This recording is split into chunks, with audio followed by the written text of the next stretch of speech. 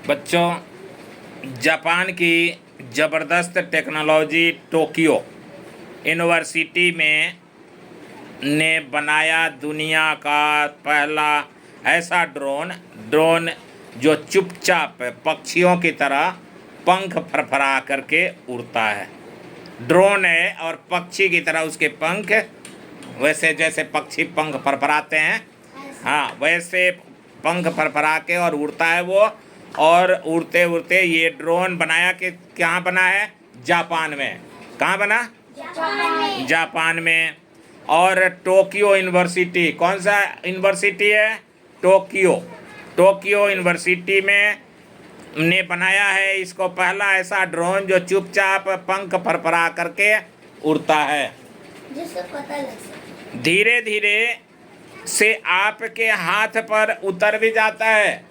ऐसे ही तुम हाथ फैलाओगे तो तुम्हारे हाथ के ऊपर वो उतर भी जाएगा, ऊपर से नीचे उतर जाएगा। पंखों से उड़ान भरता है। इंसानों के हाव भाव को समझने वाला स्मार्ट ये ड्रोन है ना।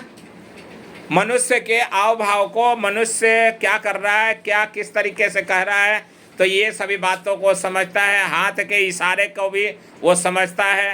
हाथ के इशारे से कंट्रोल हो जाता है। हाथ मोड़ते हैं, यानी कहते हैं उसे रुको, बुलाते हैं आओ तो आ जाता है, कहते हैं रुको तो रुक जाता है हाथ के इशारे से।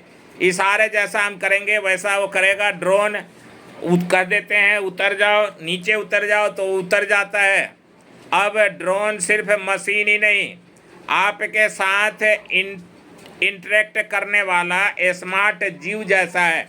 यानी जीव जैसा यानी प्राण तो उसमें नहीं है, वो सजीव नहीं है, वो निर्जीव है, लेकिन फिर भी सभी काम हमारे जैसा कर सकता है। वो बोल सकता है, घूम सकता है, चल सकता है, जा सकता है, बातचीत कर सकता है। बाकी उसमें जीवन नहीं है। वो जब तक उसके पास बिजली है, बिजली से चार्ज होता है, और चार्ज होकर के जब तक उसके पास बिजली होता है तब तक उसका जीवन है। बिजली नहीं रही तो मर गया, यानी ख़त्म हो जाता है जब डिस्चार्ज हो जाता है, जब वो नीचे गिर जाता है। तो आज के समय में वैज्ञानिकों ने चलता फिरता मशीनों को चलता फिरता बना दिया, बोलने वाला बना दिया, समझने वाला बना दिया, काम करने वाला बना दिया। रोबोट को तुमने देखा होगा कहीं टीवी में, तो रोबोट जैसे जैसे काम करता है वैसे वैसे वो ड्रोन भी है। ड्रोन को जब हम ऊपर भेजते हैं ऊपर चला जाता है, बुलाते हैं नीचे आ जाता है, और नीचे आकर के हम कहते हैं यहाँ बैठो चाहे यहाँ रुको तो नीचे उतर जाता है।